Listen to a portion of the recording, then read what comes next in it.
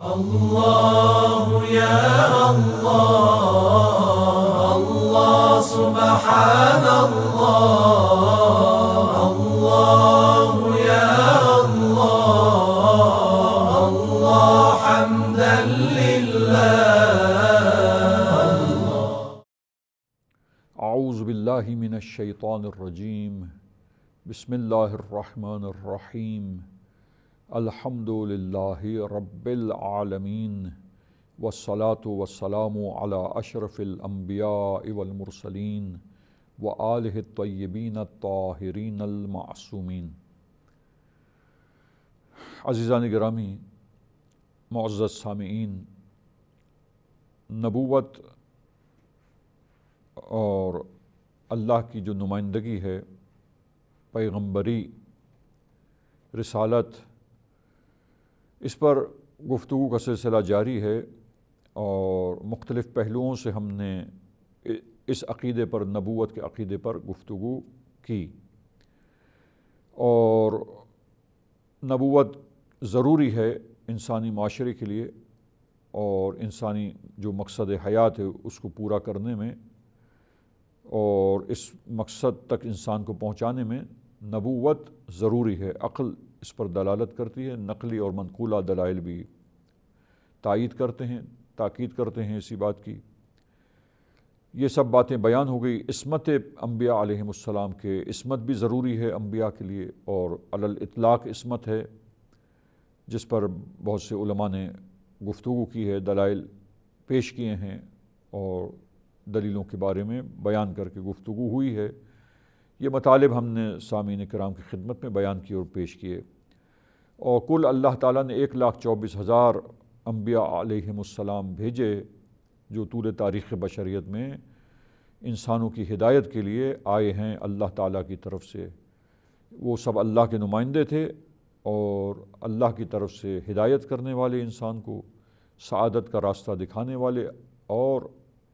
صحیح راستے پر گامزن کرنے کے لیے کوششیں کرنے والے اور نصیحت کرنے والے، یاد دہانی کرانے والے، اللہ سے قریب کرنے کے لیے انسانوں کو اللہ کی طرف دعوت دینے والے. یہ 1,24,000 پیغمبر گزرے ہیں. اب آئیے ہم، چونکہ اختصار پیش نظر ہے اور ہم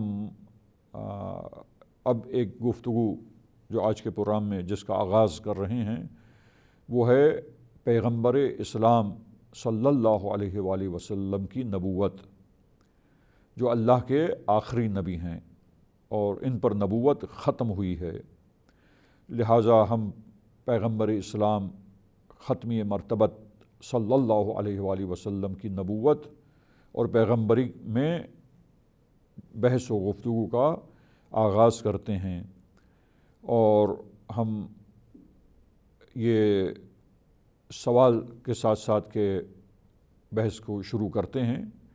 یہ سوال پیش کرتے ہوئے اپنے معزز سامعین کی خدمت میں کہ کس طریقے سے اللہ کے حبیب، اللہ کے آخری نبی حضرت محمد مصطفیٰ صلی اللہ علیہ وآلہ وسلم، یہ عظیم ہستی کی نبوت کو ہم، جو آخری نبی تھے جن پر نبوت کا اختتام ہوا اور ختم نبوت کا عقیدہ سارے مسلمان رکھتے ہیں، تمام مسلمانوں کا عقیدہ ہے کہ نبوت ختم ہوئی آپ پر، تو یہ اللہ تعالیٰ کے حبیب کی نبوت اور پیغمبری کے دلائل اور دلیلیں کیا ہیں کہ جن دلیلوں سے آپ کی صلی اللہ علیہ وآلہ وسلم کی نبوت اور رسالت جو ہے وہ ثابت ہو. وہ کون سی راہیں ہیں کہ جن راہوں سے ہم سمجھ سکیں اور یقین حاصل کر سکیں اس بات پر کہ آپ صلی اللہ علیہ وآلہ وسلم اللہ کے آخری نبی تھے اور آپ کی نبوت پر انسان جو ہے ان دلائل کو دیکھ کر، ان دلائل کو قائم کر کے، ان دلائل کی بنا پر یقین حاصل کر کے ایمان لائے اور اس بات پر ایمان رکھے کہ آپ اللہ کے آخری نبی ہیں. تو اب آپ اس سوال کے جواب میں ہم آئیے دیکھتے ہیں ان دلائل کو اور ان دلائل کو مجموعی طور پر پیش کریں گے ایک ایک کر کے یکے بعد دیگرے، اور ان دلائل میں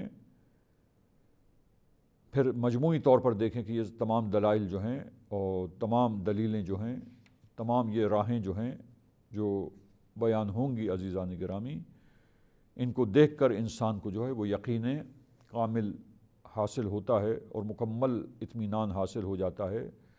کہ آپ صلی اللہ علیہ وآلہ وسلم اللہ کے نبی تھے، اور آپ کی نبوت عالمگیر نبوت، یعنی پورے عالم کے لیے اور رہتی دنیا تک، اور آپ کے اوپر سلسلے نبوت جو ہے وہ ختم ہوا، اختتام کو پہنچا، اور آپ کے بعد پھر کوئی اور نبی جو ہے وہ نہیں آئے گا۔ تو آئیے اب دیکھتے ہیں کہ ہم نے جو ایک بات کی، اور وہ بات یہ ہے کہ جب بھی پیغمبر اللہ کا آتا ہے اللہ کی طرف سے، اور وہ اللہ کا نمائندہ ہونے کے بارے میں دعویٰ کرتا ہے، اس بات کا مدعی ہوتا ہے، دعویٰ کرتا ہے کہ میں اللہ کا بھیجا ہوا نبی ہوں، میں اللہ کی طرف سے چنا ہوا پیغمبر ہوں، اور میں معین کیا گیا ہوں اللہ کی طرف سے، مجھے چنا گیا ہے تاکہ میں لوگوں کی ہدایت کروں اور لوگوں کو اللہ تعالیٰ کی طرف دعوت دوں، اور آخرت کا پیغام سناؤں کہ قیامت آئے گی، اور آخرت میں تمام انسانوں کو اللہ کی بارگاہ میں حاضر ہونا ہے، اور جو بھی انسان نے اعمال کیے ہیں اپنے اعمال کا، جن کو کرام کاتبین نے محفوظ کر لیا ہے، ان تمام اعمال کا وہ نام عمل کھولا جائے گا، اور اپنے تمام اعمال کا حساب کتاب انسان کا ہوگا، اور اس سے حساب لیا جائے گا اور پوچھا جائے گا ان اعمال کے بارے میں جس کو انسان نے انجام دیا ہے۔ اب جب انبیاء آتے ہیں تو اپنی نبوت کے لیے معجزہ پیش کرتے ہیں، یہ بات گزر گئی، لہٰذا دعوی نبوت، اب تاریخ ہم پڑھتے ہیں تو تاریخ میں پتہ یہ چلتا ہے کہ اللہ کے حبیب آئے، اور اللہ کے حبیب نے دعوی نبوت کیا ہے کہ میں اللہ کا بھیجا ہوا نبی ہوں، اور اللہ نے مجھے نبوت اور رسالت کے لیے چنا ہے، بشر کی ہدایت کے لیے مجھے انتخاب کیا ہے اور معین فرمایا ہے۔ یہ دعویٰ یہ کوئی ڈھکی چھپی بات نہیں ہے، یہ تاریخ میں موجود ہے، اور اس دعوی نبوت کے ساتھ آپ نے کیا معجزہ پیش کیا، کیونکہ دعوی پیغمبر کو قبول کرنے کے لیے سند کی ضرورت ہے، دلیل کی ضرورت ہے، اور وہ سند جس سند کی بنیاد پر قبول کیا جائے اس نمائندہ الہی کی بات کو، وہ سند اور وہ دلیل کیا ہونی چاہیے۔ بات گزر گئی کہ معجزہ ہونا چاہیے، کہ وہ معجزہ جو ہے، اعجاز جو ہے وہ پیش کرے، اور اس معجزے کے ذریعے تمام لوگ، تمام انسان جو ہیں معاشرے کے، اس معجزے کو دیکھنے کے بعد اس جیسا معجزہ، اس جیسا کام پیش کرنے سے عاجز ہوں، ناتوان ہوں، طاقت نہ رکھتے ہوں۔ تو پھر یہ ایسا کام ہے خارق عادہ کام کہ جو دوسرے انسانوں کے لیے پیش کرنا ممکن نہیں ہے۔ تو عزیزان گرامی، اسی سے ہم شروع کرتے ہیں کہ پیغمبر گرامی اسلام نے دعوی نبوت فرمایا، اور دعوی نبوت کے ساتھ ساتھ معجزہ پیش کیا، اور سب سے بڑا معجزہ، ابدی اور ہمیشہ رہنے والا معجزہ، چند مرتبہ یہ بات پیش ہوئی آپ کے سامنے کہ وہ اللہ تعالیٰ کی وہ وحی ہے، وحی الہی، کلام الہی، کہ جو کتاب کی صورت میں، کلام الہی جو کتاب کی صورت میں، قرآن کی صورت میں جو پیغمبر پر نازل ہوا ہے، اور یہ نبی کا زندہ معجزہ ہے، رہتی دنیا تک، قیامت تک لوگوں کے لیے ہدایت کا سامان اور ان کی نصیحت کا اور ان کی سعادت کا ذریعہ اور وسیلہ ہے۔ تو عزیزان گرامی، اب یہ قرآن جو سب سے بڑا معجزہ ہے اس کو پیش کیا، اور بھی معجزات دکھلائے، اور بھی معجزے پیش کیے ہیں۔ ان معجزات کا مختصر طور پر اختصار کے ساتھ چند معجزات کا تذکرہ ہوگا، لیکن آج کے اس پروگرام میں عزیزان گرامی، یہ اللہ تعالیٰ نے جو کتاب نازل کی اپنے حبیب پر، جو ہدایت ہے بشریت کے لیے، رہنما ہے انسانوں کے لیے، بہترین ہدایت کا ذریعہ اور وسیلہ ہے بشریت کے لیے۔ تو عزیزان گرامی، آپ دیکھیے کہ یہ کتاب نازل ہوئی، اور یہ کتاب جب نازل ہوئی ہے تو اس کتاب میں اس زمانے میں آپ دیکھیے کہ جو رائج چیز تھی وہ فصاحت اور بلاغت عرب کلام کی تھی، اور اس زمانے میں فصاحت اور بلاغت کے ساتھ کلام کو پیش کرنا اور اپنے مطالب کو فصیح اور بلیغ کلام کے ذریعے جو ہے دکھانا اور پیش کرنا، یہ ایک کمال شمار ہوتا تھا، اور اس میں مقابلہ ہوتا تھا شعراء کا، ادیبوں کا، اور وہ لوگ آ کر کلام جو فصاحت و بلاغت میں بہت ہی گہرے کلام ہوتے تھے اس کو پیش کرتے تھے۔ لہٰذا آپ دیکھیے کہ فصاحت اور بلاغت کے اعتبار سے جب قرآن مجید نازل ہوتا ہے اور انتہائی اعلیٰ معارف اور گہرے مطالب کو عزیزان گرامی جب یہ قرآن مجید پیش کرتا ہے، اور وہ بھی ایسے کلام میں ڈھال کر، ایسے الفاظ میں اس کو پیش کرتا ہے، ان اعلیٰ مطالب کو ایسے الفاظ کے اسٹرکچر میں ڈال کر کہ وہ عالی مطالب، وہ غامض اور گہرے مفاہیم اس طرح بہترین اور خوبصورت انداز میں فصیح اور بلیغ طریقے سے فصاحت اور بلاغت کے ساتھ ساتھ کلام میں ڈھال کر فصیح و بلیغ کلام کے ذریعے ان باتوں کو، حکیمانہ باتوں کو اللہ تعالیٰ، ان بہترین باتوں کو، عظیم تعلیمات کو اللہ تعالیٰ پیش کرتا ہے انسانوں کے سامنے۔